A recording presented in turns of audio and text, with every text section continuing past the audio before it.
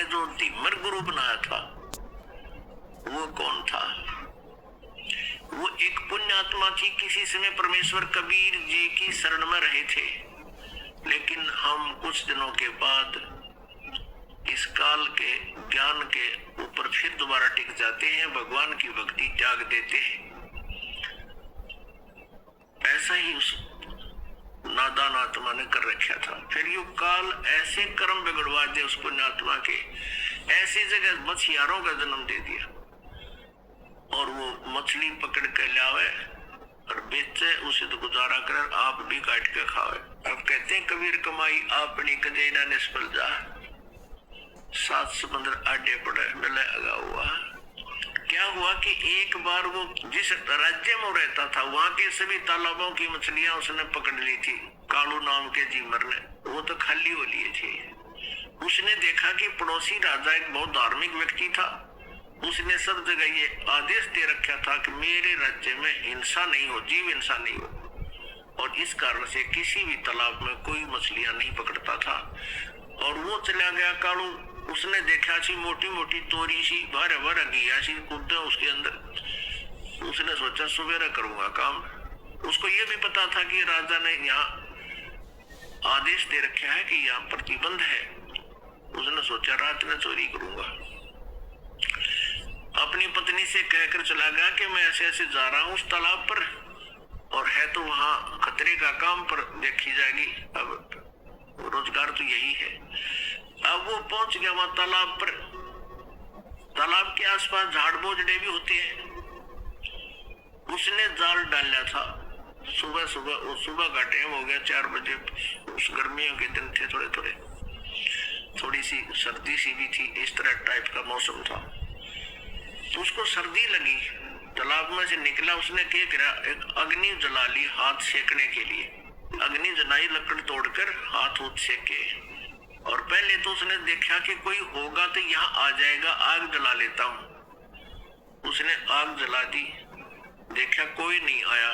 कोई पहरेदार होगा तो होगा भी, कैसे है, बातचीत पूछा, कह दूंगा विरा चलता हूँ, ठंड लग रही है थोड़ी, हाथ सेको। थोड़ी थोड़ी सर्दी सी थी। कोई नहीं आया तो उसने जाल डाली थी।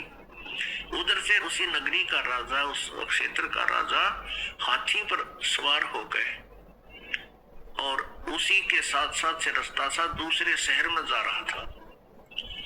और एकदम मोड़ मुड़ता था।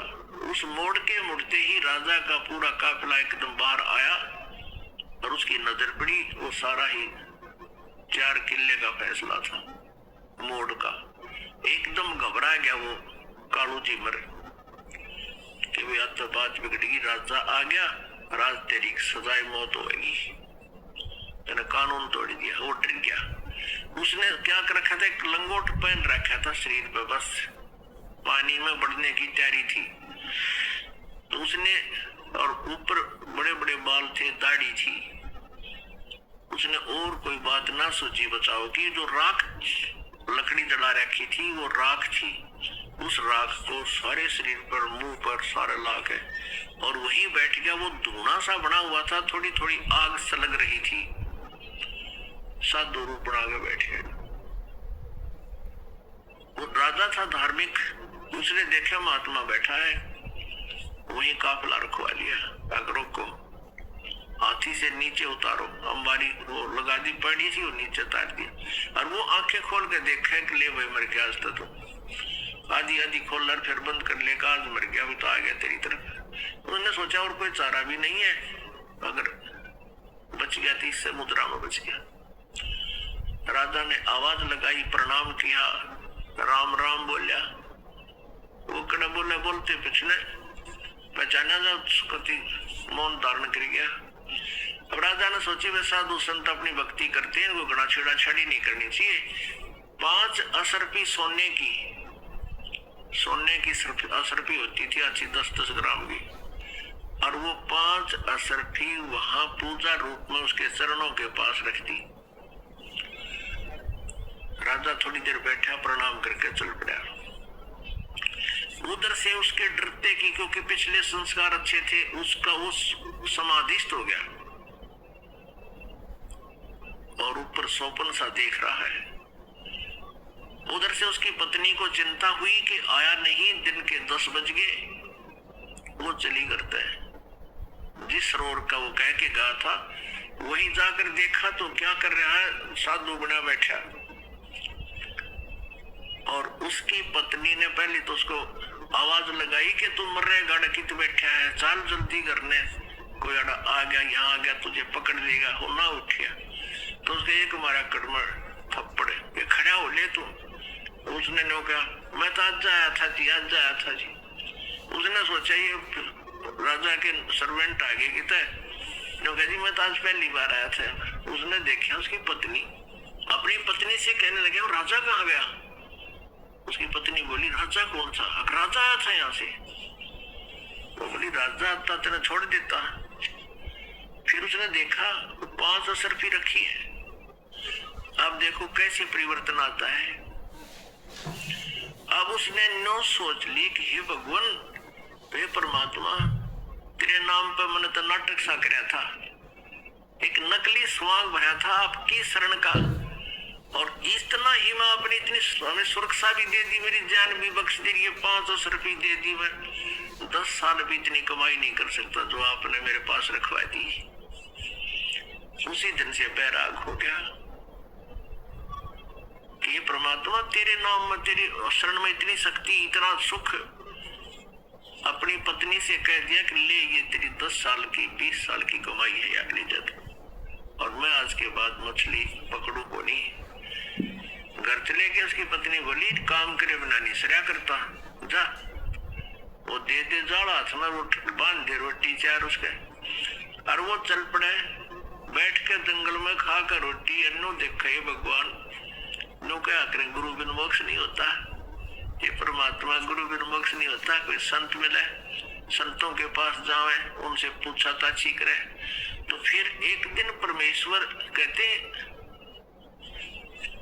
इस आत्मा की प्रत्येक रिक्वायरमेंट को सब परमात्मा पूर्ण ही पूरा करता है, जो तीनों लोकों में प्रवेश करके सबका धारण पोषण करता है।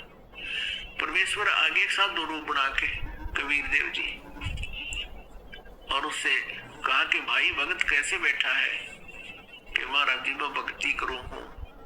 परमात्मा ने कहा, भाई गुरु बिन बात तो ना बनाया, गुरु तो होना चाहिए।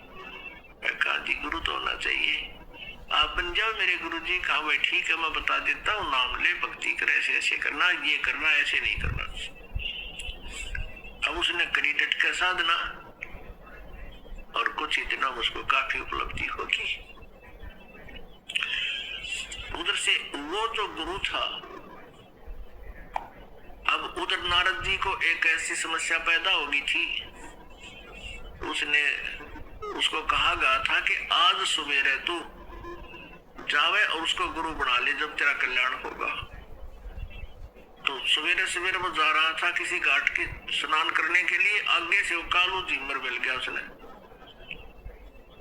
तो उसको उन्होंने गुरु बना लिया।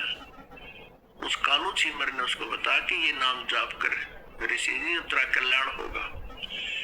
अब कहने का भाव ये है पुणात्मा, हम ये सोचा करते थे कि कालू जो था एक सिंपल सा साधारण आदमी, एक मछियारा था, और उसको नारद जी ने गुरु बना लिया तो उसका उस सत्र का कल्याण हो गया। अब उस समय वो कालू झिमर नहीं था, उसने सारी बुराई छोड़ दी थी, वो संत बन गया था। लेकिन हम फिर भी वो फीत उतारते नहीं उसको फिर भी धीमर कहा करते थे, झीमर कहा करते, जबकि ऊपर संत हो गए थे।